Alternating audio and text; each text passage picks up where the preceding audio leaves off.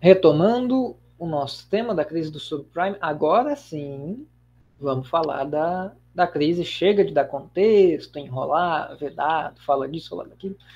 Agora é a crise. Então, para entender a crise, tem que entender esse negócio aqui chamado derivativo, ou derivativos. É um contrato que deriva de outra coisa, por isso o nome derivativos. Daí vamos entender o início, o começo desses derivativos, como é que eles surgem. Então, ele surge o seguinte, eu tenho um desenho bem legal já já, mas imagine o seguinte, um banco, ele concede empréstimo de R$ 1.000 ou US$1.000, estamos falando dos Estados Unidos, né? Vamos falar em dólar. Um banco empresta US$1.000 para alguém. Daí, depois que a pessoa paga todos esses US$1.000, volta, digamos, 1.200 para o banco. O 1.000 que ele emprestou, mais 200 de juros. Né? 1.000, que é o principal, a amortização, 200 de juros. Um modo aí de surgir derivativos na economia, para a gente começar a entender, é o seguinte, o banco pensa, cara, eu estou emprestando 1.000 para alguém, eu tenho que esperar essa pessoa pagar parcela por parcela. Eu corro o risco de no meio ela me dar um calote, dela desaparecer. Então tem o risco, tem tempo, tem um monte de coisa, até eu render 1.200. Eu posso vender essa dívida, que do ponto de vista do banco é um ativo, eu posso vender esse ativo para alguém que está disposto a esperar esse tempo e disposto a correr esse risco, e eu vendo por menos do que eu espero ganhar. Eu vendo esse ativo ou dívida, que é um ativo para o banco ou uma dívida da pessoa. Eu vendo isso, eu vendo esse empréstimo para alguém, não pelos 1.200 que eu espero receber, mas vendo por 1.100. Daí a pessoa, eu lucro esse 100 aqui, a pessoa lucra 100 ali também. Lógico, esse exemplo é fictício, porque daí para outra pessoa não vale a pena, né? Ela lucrar 100 tendo que correr risco de tomar calote e ainda esperando o tempo, e o banco lucrando 100 também, sem fazer nada. Lógico que as proporções são diferentes, mas o exemplo é só para entender por cima. Então vamos ver com desenhos. Então tá esse simpático casal aqui, ele quer pegar uma casa, quer financiar uma casa, quer comprar uma casa, não tem dinheiro, e daí o que vai fazer para conseguir comprar essa casa, o que todo mundo faz quando vai comprar uma casa e não tem dinheiro, vai no banco e diz, ei banco, me empresta um dinheiro aí, me financia, que eu quero comprar essa casa. Eu preciso comprar essa casa. Então, eles assinam um contrato de empréstimo, de financiamento com um banco. Com esse dinheiro, eles compram a casa e eles se comprometem ao quê? A mensalmente devolver para o banco um pouquinho do principal mais juros, ou seja, as parcelas do empréstimo. Essa família vai pagando para o banco, né? A família está aqui, o banco está aqui, esse é o aluguel. Mês a mês eles vão devolvendo gradualmente aqueles 1.000, 100.000, 1.000.000 que eles pegou emprestado, até o banco ele teria, no nosso exemplo fictício, 1.200, se ele esperasse todo esse tempo. Daí o que ele faz é o seguinte, é o mesmo desenho, tá? Ele só encolheu aqui no cantinho. Hipoteca é o nome de financiamento, tá, gente? Quando você pega um financiamento, que aqui no Brasil a gente não costuma usar o termo hipoteca, né? A gente fala, financiei minha casa, mas nos Estados Unidos o povo usa o termo mais técnico, né, que seria hipoteca mesmo. Então o banco vai vender isso para um terceiro, para um outro banco, para um fundo de investimento, para algum investidor, vai vender para alguém. E daí então o que acontece é, esse alguém comprou essa dívida do banco com os nossos números antes, comprou por 1.100 e o banco vende esse contrato aí para o terceiro, esse para o investidor. Então agora o que vai acontecer é o seguinte, a família, o contrato dela envolve essa outra parte, ela tem que pagar agora mensalmente para esse investidor, e o banco ficou com esse dinheirinho aqui no bolso. Tá? Lógico, a família, ela pegou emprestada de um banco, ela não tem que correr atrás de saber aonde foi parar essa dívida. Na verdade, tem um outro elemento aqui por trás, que é uma administradora, que ela vai intermediar, então a pessoa ela nem sabe que a dívida dela foi parar em outro lugar. Ela continua pagando ali as prestações normal. Do ponto de vista da família, não mudou nada. Mudou do banco e do investidor. Então, o banco embolsou dinheiro, menos do que ele receberia se ele esperasse esse empréstimo ser pago até o fim, mas já lucrou e se livrou desse empréstimo. Isso é o mais importante, é que ela se livrou desse empréstimo. E o investidor aqui em cima, esse sim está correndo o risco de tomar o calote e tendo que esperar, né, até esse retorno se completar, até o empréstimo ser pago completamente. Agora, por que o banco fez isso? Por que ele não esperou? Por que ele ia ganhar mais se ele esperasse? Por que ele não fez isso? Então tem muitos motivos, eu elenco 3 aqui básicos. Um deles é alguma regulamentação de política monetária, por exemplo, alguma proporção de patrimônio líquido em relação a ativos. Do tipo, suponha que a legislação exija 10% de patrimônio líquido para cada real em ativos de longo prazo. Assim, o banco tem que manter 100 no patrimônio líquido para cada 1.000 que ela tem de empréstimos. Daí, ainda no exemplo anterior, o banco ele vai ter que manter esses 100. Que 100 é esse? Agora eu me perdi nos meus números, porque o meu exemplo anterior não é aquele primeiro lá, enfim. Uma leve perdida aqui nos números, mas o que acontece? O 1.000 que ela emprestou. Então, aquele 1.000 que ela emprestou para a família lá, porque eu fiquei com 1.200 na cabeça. 1.200 é quando o dinheiro volta. Então, eu emprestei 1.000 para a família. Então, a cada 1.000, empréstimo de 1.000 que eu faço, eu tenho que ter 100 no meu patrimônio líquido. Eu emprestei mais 1.000, mais 100 que eu tenho que ter no meu patrimônio líquido. Então, chega uma hora que eu esgotei meu patrimônio líquido. Esgotei, entre aspas, do tipo, digamos que eu tivesse 1.000 de patrimônio líquido e nenhum empréstimo. Não comecei a operar ainda. Eu vou lá e dou o primeiro empréstimo de 1.000. Então, dos 1.000 que eu tinha no patrimônio líquido, 100 está arriscado ali. Esse eu já gastei, entre aspas. Outro empréstimo. Daí, mais 100 do meu patrimônio líquido que está comprometido. E vai até que todo o meu patrimônio líquido está engessado. Eu emprestei tudo que eu podia emprestar, dada essa regulamentação aqui fictícia. O valor não é esse, porque está muito alto, mas supondo que fosse isso, né? Então, o banco, quando ele... Daí um jeito seria, ele pode aumentar o patrimônio líquido. Como é que ele faz isso? Ele lança mais ações na Bolsa de Valores, capta dinheiro de ações, quando entra no balanço da empresa, entra no patrimônio líquido, beleza, ela aumentou o patrimônio líquido, pode emprestar mais. Ou, que é o que acontece nessa operação toda, eu tinha 1.000 de empréstimos, só que daí eu vendi ele adiante, liberou espaço no meu balanço para eu conseguir fazer um novo empréstimo. Então eu vou sempre reciclando o meu ativo. Eu faço empréstimos, vendo eles, beleza, agora eu estou livre aqui para criar novos empréstimos. Não estou engessado, não atingi o limite máximo que a regulação me exige.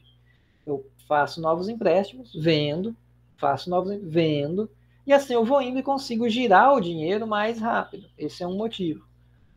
Outro motivo é diminuir o risco, porque se eu fico segurando aqueles empréstimos, eu posso tomar um calote no meio do caminho.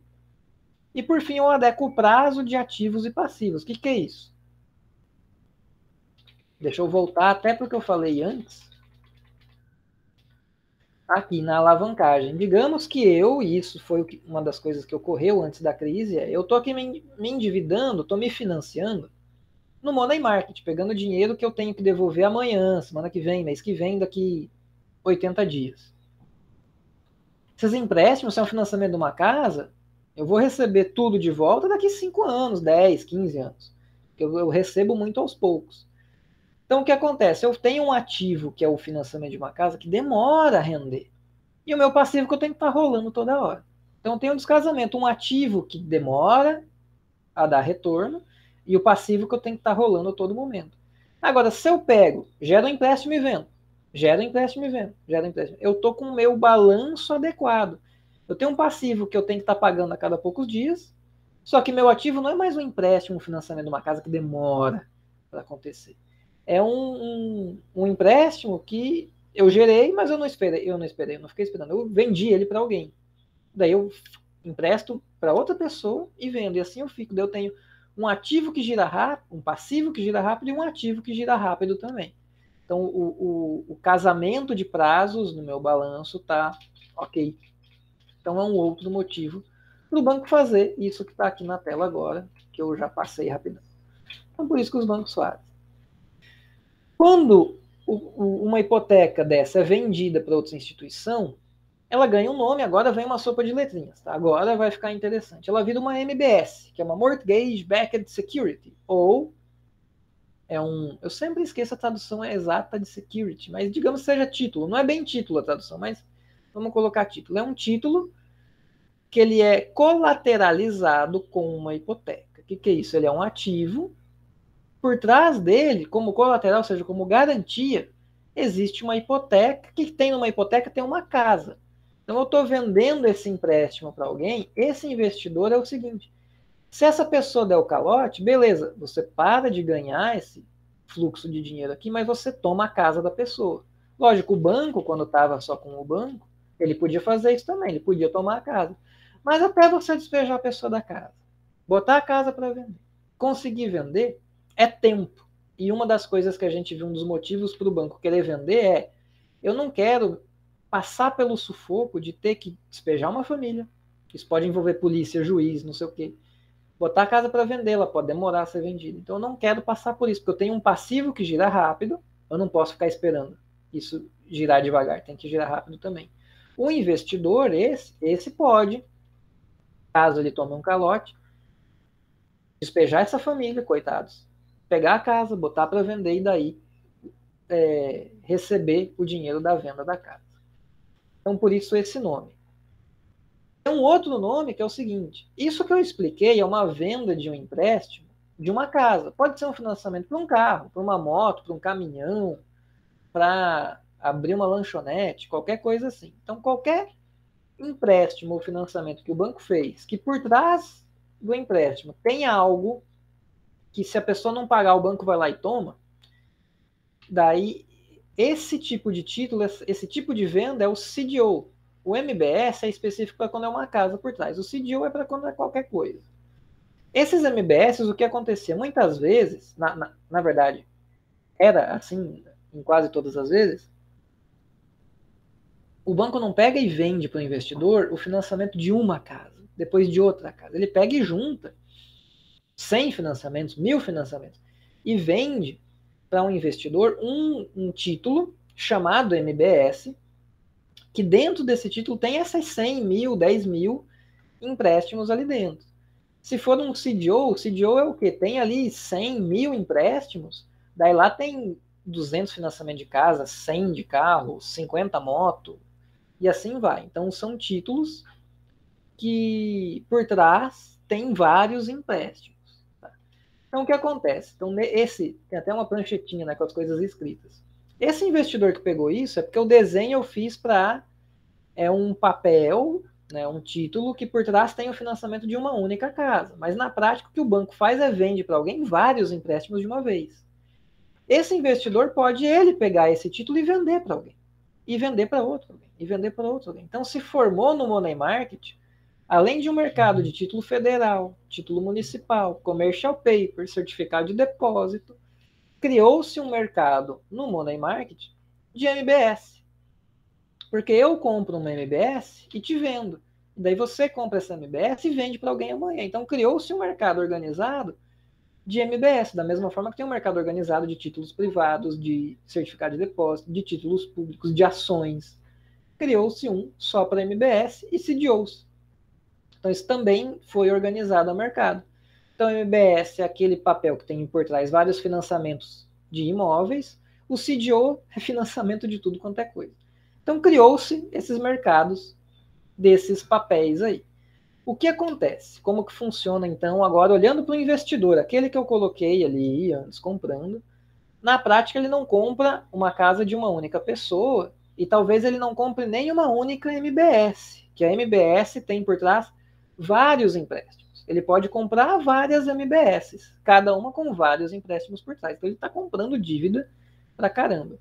E esse investidor, de onde ele tirou o dinheiro para comprar essas coisas?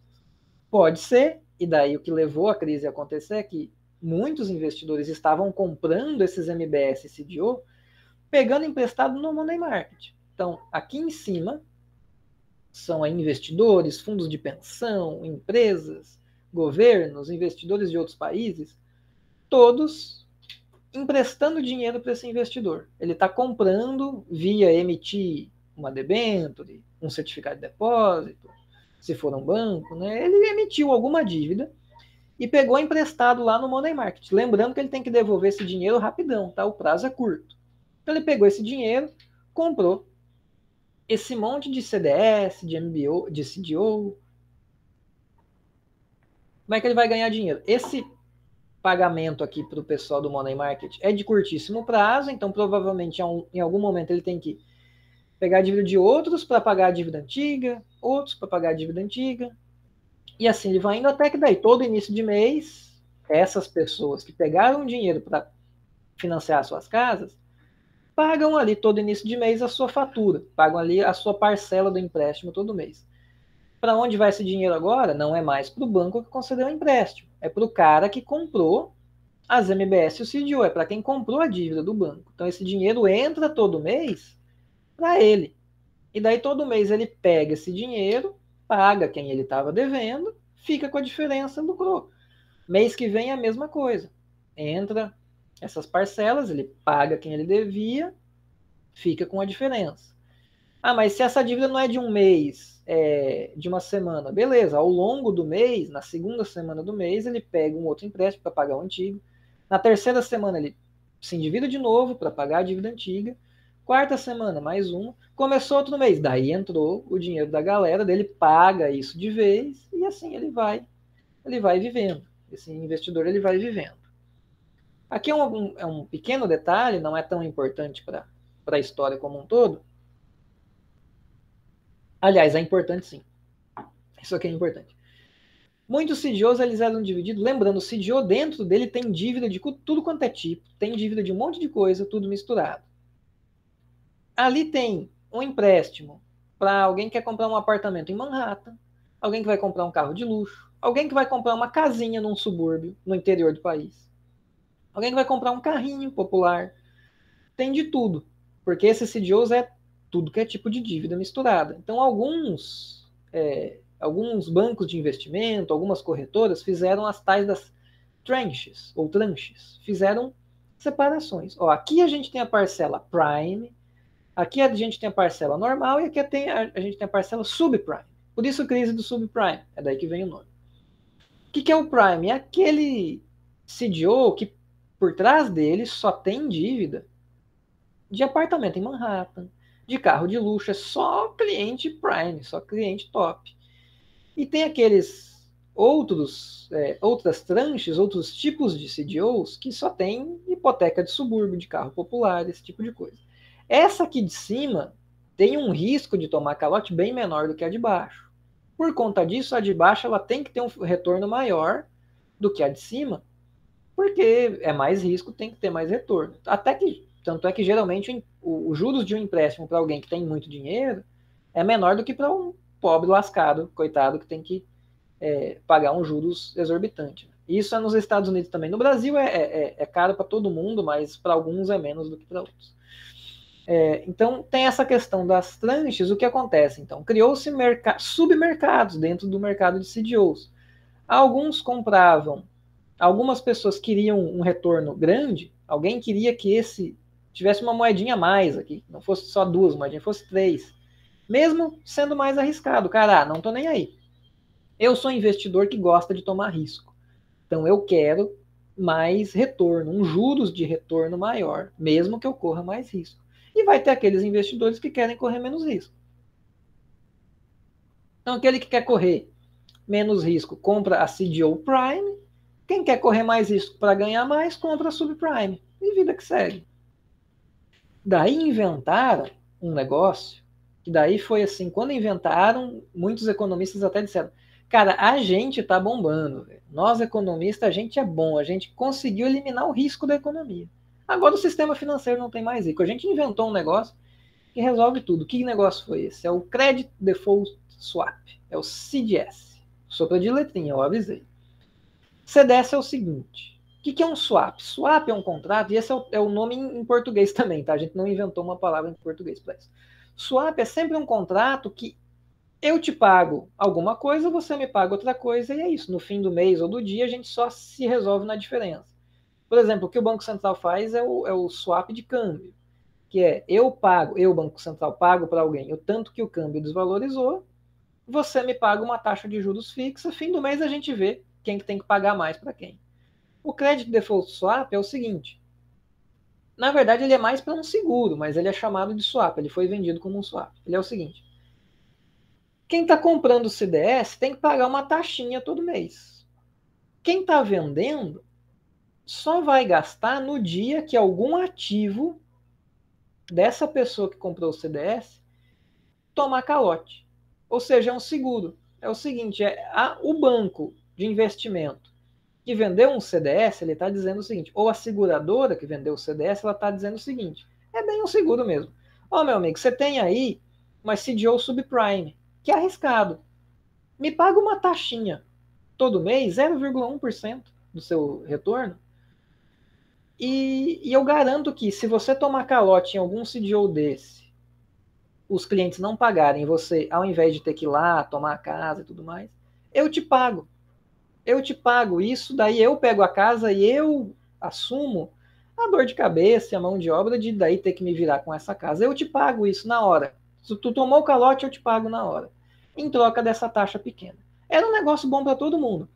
Para a seguradora, por quê? Eles pensavam, ninguém vai dar calote, não vai todo mundo dar calote ao mesmo tempo. De vez em quando vai ter gente dando calote, mas eu estou pegando taxinha de todo mundo, então, no fim das contas, eu lucro com um monte de taxa, gasto com um ou outro calote, dá bom.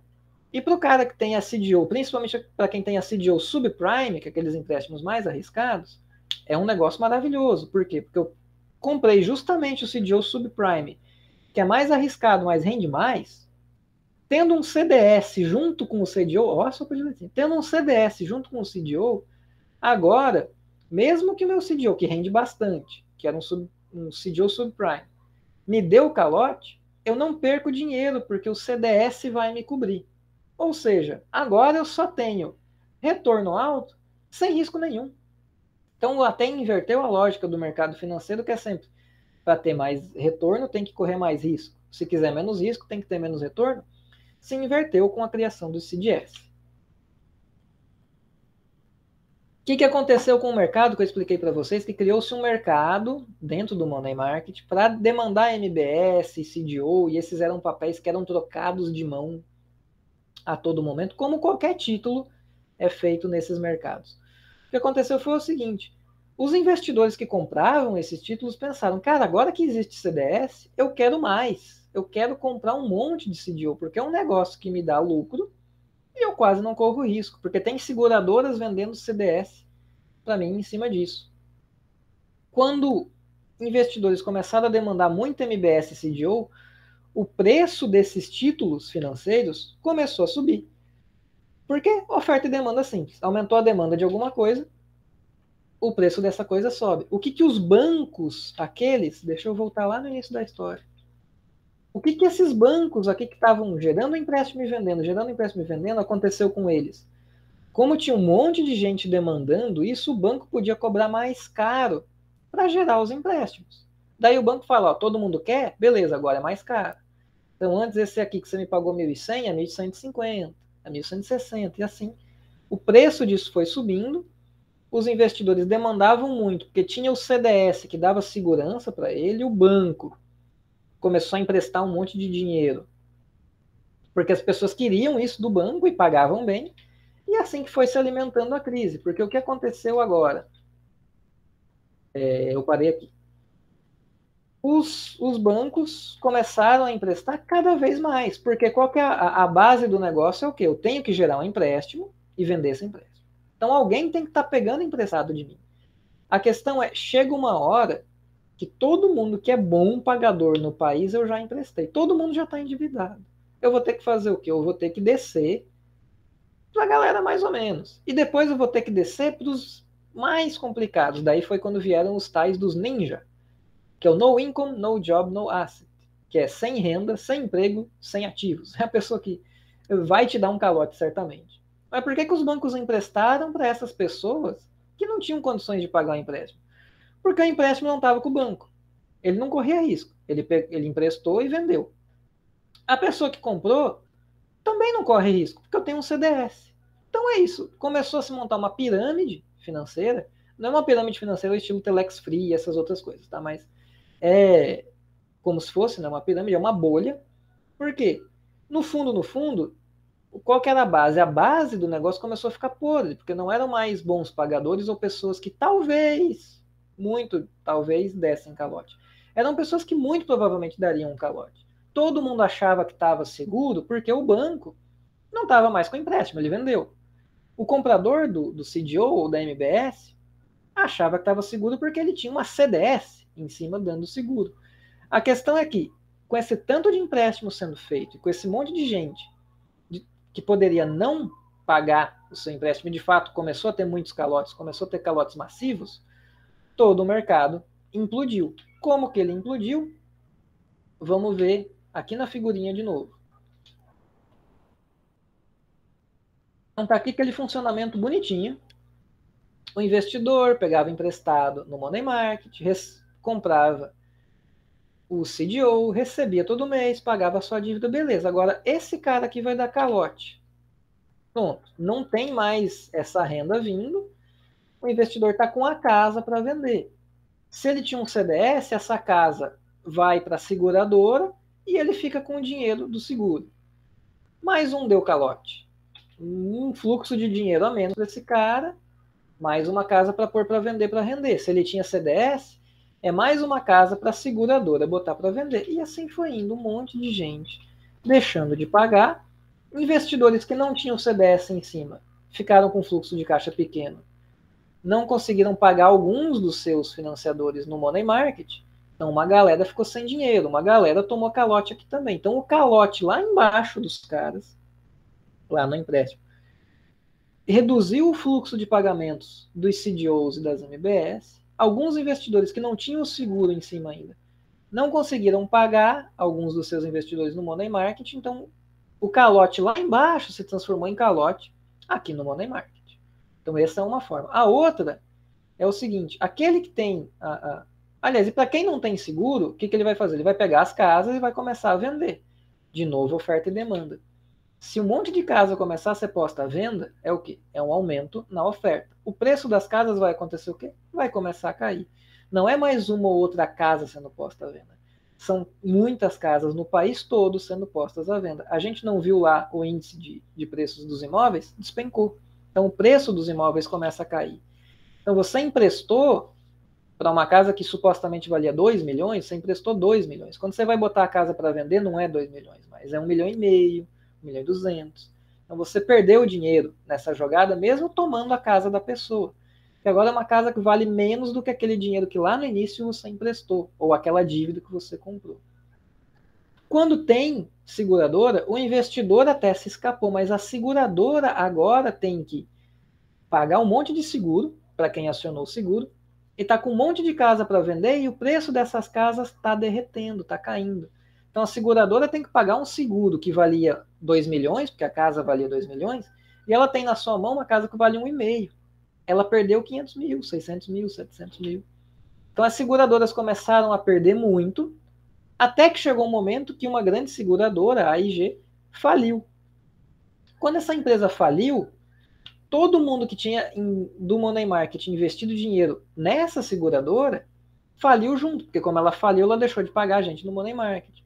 Fundos de investimento que não receberam mais seguro porque a seguradora faliu, viram esse fenômeno acontecer de tomar calote dos empréstimos lá na base, pararam de pagar alguns ou todos dos seus financiadores no Money Market, faliu e levou gente no Money Market à falência, e daí de repente todo o Money Market foi à falência. Todo ele ruiu.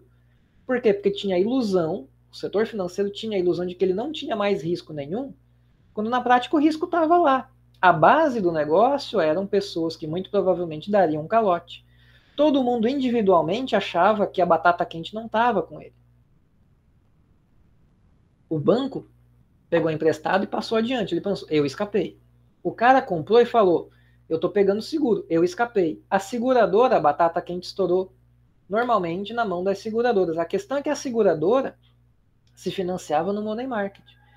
Ela, quando faliu, ou várias seguradoras, quando faliram, empurraram financiadores delas junto, que por sua vez empurraram outros. E assim foi o castelo de cartas ruindo, e essa foi a bolha do subprime estourando, e daí todo o Money Market trava por conta do aumento na percepção do risco, as pessoas acham que param de confiar. Daí investidores que se financiavam no Money Market, que talvez nem tivessem nada a ver com o MBS CDO, não conseguem mais pegar emprestado para se financiar. Por quê? Porque todo o Money Market travou. Ninguém confia mais em ninguém. Então, às vezes um banco, um fundo de investimento, que aplicava em outras coisas, mas se financiava no passivo, no money market, num curto prazo, não conseguia renovar ou rolar sua dívida adiante. Daí ele teve que pagar a dívida que ele tinha, porque ele não conseguiu uma nova para financiar aquela antiga. Daí teve que vender ações, vender ativos. Daí preço de ações cai também, porque um monte de gente vendendo ação, oferta e demanda. Aumentou a oferta, caiu o preço. E assim foi a crise. Daí empresas faliram, vamos lembrar da financiarização. Empresas não financeiras estavam emprestando dinheiro no money market. É a sobra de caixa da General Electric ou da General Motors, que não é financeira, a sobra de caixa ela colocou no money market. Daí no outro dia o cara não pagou de volta, ou seja, a sobra do caixa da empresa não financeira sumiu. A empresa perdeu seu caixa. Daí a empresa ela pode ela mesma ir à falência. Ou uma empresa não financeira perdeu seu caixa por um lado, uma outra empresa que estava rolando a sua dívida a cada semana ou a cada mês não consegue renovar, não consegue pagar a dívida antiga que agora ela vai ter que pagar porque não conseguiu rolar adiante, nova falência, falências aumenta desemprego e assim a crise aconteceu. Bom, essa é a crise do subprime. Tem um videozinho em inglês muito melhor que a minha aula, porque é mais rápido, mais bem explicado e com desenhos animados. O áudio está em inglês, mas tem legendas em português e algumas dicas que talvez eu já tenha dito, porque eu sempre falo. Esse livro do Hank Paulson, que era secretário do Tesouro à época do subprime, é tipo um diário dele descrevendo o que aconteceu. Esse livro do Mark Blight, que o início do livro é falando da crise do subprime, depois ele fala das políticas de austeridade que alguns países implementaram depois. Ele também fala da crise da Europa, porque essa crise se arrastou para a Europa, mas isso é um outro assunto. E daí os filmes, né? A Grande Aposta, que é uma dramaturgia, né, de alguns investidores reais, é baseado em fatos reais, no estourar da crise, e o documentário Inside Job, que é muito bom e complementa muito bem essa aula. E é isso, gente. Espero que tenham gostado. Qualquer dúvida, como sempre, podem mandar e-mail. E é isso. Nos vemos nas próximas aulas. Até lá.